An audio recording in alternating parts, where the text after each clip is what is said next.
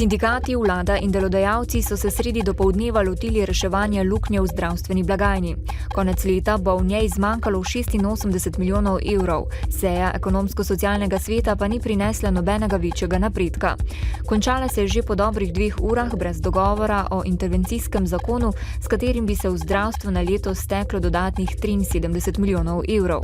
Sklic seje so zahtevali v Zvezi svobodnih sindikatov Slovenije, kjer svarijo, da bo prišlo do zloma zdravstvenega sistema, če vlada ne bo hitro ukrepala.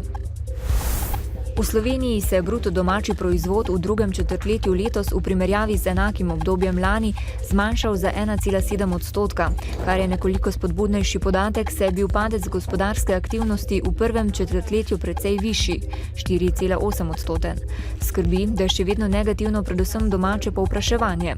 Poraba gospodinjstev se je zmanjšala za 2%, državna poraba pa je glede na prejšnje četrtletje nižja za nekaj več kot 3%. Skupina Gorenje je ob polletju poslovala z izgubo v višini 7,8 milijona evrov, kar je skladno z načrtovano letno dinamiko.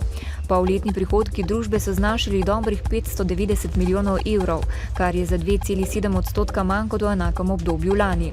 Na poslovanje so letos vplivali 1,2% padec evropskega trga gospodinjskih aparatov, slabitev nekaterih valut v primerjavi z evrom, investicije, povezane s strateškimi selitvami proizvodnje ter slabitev nekaterih naložb. Računsko sodišče je pri reviziji področja učnih gradiv za osnovno in srednje šolo ugotovilo, da to v obdobju revizije ni bilo urejeno dovolj učinkovito. Med drugim ugotavlja, da učbeniki ne obstajajo za vse predmete in da učiteljem ni treba uporabljati potrjenih učbenikov. Ministrstvo je dalo priporočila za večjo učinkovitost na tem področju. Ljubljanski živalski vrt je dobil nova prebivalca, sibirska tigra. Zanju so zgradili eno najsodobnejših ograd v Evropi, za ljubljanski živalski vrt pa je to ena večjih naložb v zadnjih 10 letih. Obiskovalci si bodo lahko tigra prvič ogledali jutri, ko bodo v živalskem vrtu pripravili tudi pester program z zanimivimi delavnicami. V Mariboru se bo danes začel že tradicionalni Špasfest. Festival s srednjeveško vsebino bo najkrajši v svoji 9-letni zgodovini. Njegov glavni namen ostaja oživitev mestnega središča, rdeča nit pa predstavitve srednjeveških dejavnosti, kot so srednjeveške tržnice, povorke ter prikaz starih obrti in običajev. Jutri bo precej jasno. Najnižje jutranje temperature bodo od 8 do 13, ob morju 16, najvišje dnevne od 22 do 26 stopinj Celzija. V nedeljo bo sprva še precej jasno, čez dan nekaj več oblačnosti.